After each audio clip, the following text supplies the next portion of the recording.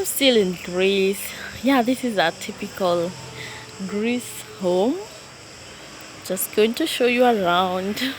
It's very interesting over here, and these people paint their houses completely white, like really white. You see the gate, the wooden gate there. Then there's this part, that's the house, really white, sparkling white.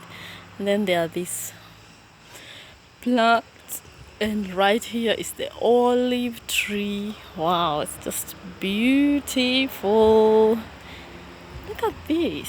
This is olives, olives all over.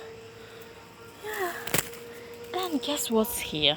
This is just a flower plantation. A plantation. This is a tree. Back there are some, I don't know what's there. And orange trees, of course. Funny and interesting. Limes. Oh, these are not oranges. These are limes.